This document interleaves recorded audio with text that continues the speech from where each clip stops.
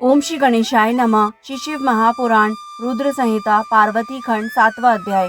इस अध्याय में हम जानेंगे पार्वती का नामकरण तथा उनकी बाल लीलाएं एवं विद्या अध्ययन। ब्रह्मा जी बोले, हे नारद, तदंतर मीना के सामने महातेजस्वी कन्या होकर वे लौकिक गति का आश्रय लेकर रोने लगी। हे मुने, उस समय प्रसूति ग्रह की शैया के चारों ओर फैले हुए उनके महान तेज से रात्रि के दीपक शीघ्र ही कांतिहीन हो गए। उनका मनोहर रुदन सुनकर घर की सब स्त्रियां प्रसन्न हो गई और शीघ्र ही प्रेम पूर्वक वहां चली आईं। तब अंतःपुर के दूत ने देव कार्य संपन्न करने वाले, कल्याणकारक तथा सुख देने वाले पार्वती जन्म को शीघ्र ही पर्वतराज को बताया।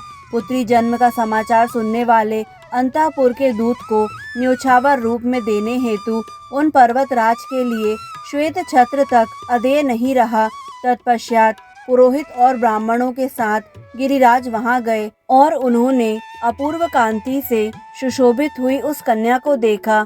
नील कमल के समान श्याम वर्ण, सुंदर कांति से युक्त तथा अत्यंत मनोरम उस कन्या को देखकर ही गिरिराज अत्यंत प्रसन्न हो गए। नगर में रहने वाले समस्त स्त्री एवं पुरुष परम प्रसन्न हुए। इस समय नगर में अनेक प्रकार के बाजे बजने लगे और बहुत बड़ा उत्सव होने लगा। मंगल गान होने लगा और वारांगनाएं नृत्य करने लगीं। गिरिराज ने कन्या का जात कर्म संस्कार कर द्विजातियों को दान दिया। उसके बाद दरवाजे पर आकर हिमाचल ने महान उत्सव मनाया और प्रसन्न चित्त होकर भिक्षुकों को बहुत सा धन दिया। तदंतर हिमवान ने शुभ मुहूर्त में मुनियों के साथ उस कन्या के काली आदि सुखदायक नाम रखे। उन्होंने उस समय ब्राह्मणों को प्रेम तथा आदर पूर्वक बहुत सा धन प्रदान किया और गान पूर्वक अनेक प्रकार का उत्सव कराया। इस प्रकार उत्सव मनाकर बार बार काली को देखते हुए सपत्नीक हिमालय अनेक पुत्रों वाले होने पर भी बहुत आनंदित हुए।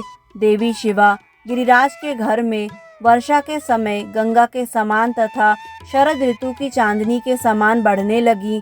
इस प्रकार परम सुंदरी तथा दिव्य दर्शन वाली कालिका देवी प्रतिदिन चंद्रकला के समान शोभा युक्त हो बढ़ने लगी।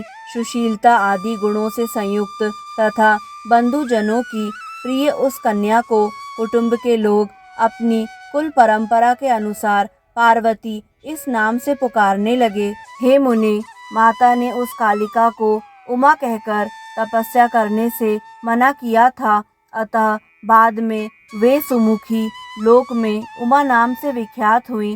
पुत्रवान होते हुए भी पर्वतराज हिमालय सर्व सौभाग्य युक्त उस पार्वती नामक अपनी संतान को देखते हुए तृप्त नहीं होते थे, क्योंकि हे मुनीश्वर, वसंत ऋतु में नाना प्रकार के पुष्पों में रस होने पर भी भ्रमरावली आम के बोर पर ही विशेष रूप से आसक्त होती है।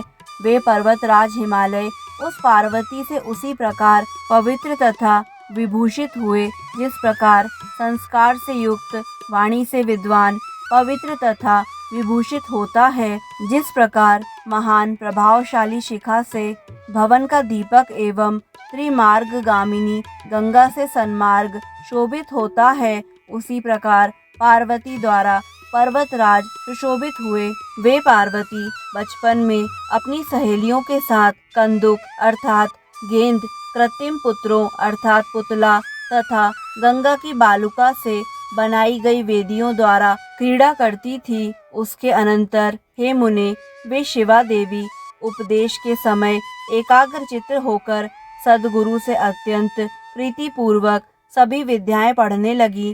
जिस प्रकार शरद ऋतु में हंस पंक्ति गंगा को तथा रात्रि में अमृतमयी चंद्र किरणें औषधियों को प्राप्त होती हैं, उसी प्रकार उन पार्वती को पूर्व जन्म की विद्याएं स्वयं प्राप्त हो गईं।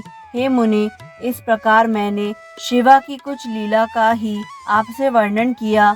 अब अन्य लीला का भी वर्णन करूंगा, आप प्रेम पूर्वक सुने। इस प्रकार श्री शिव महापुराण के अंतर्गत द्वितीय रुद्र संहिता के तृतीय पार्वती खंड में पार्वती की बाल लीला का वर्णन नामक 7वां अध्याय पूर्ण हुआ। दोस्तों, आगे आने वाले सभी अध्यायों को निरंतर सुनने के लिए हमारे YouTube चैनल आध्यात्मिक कथाएं को लाइक करें, सब्सक्राइब करें और बेल आइकन पर प्रेस करें। धन्यवाद।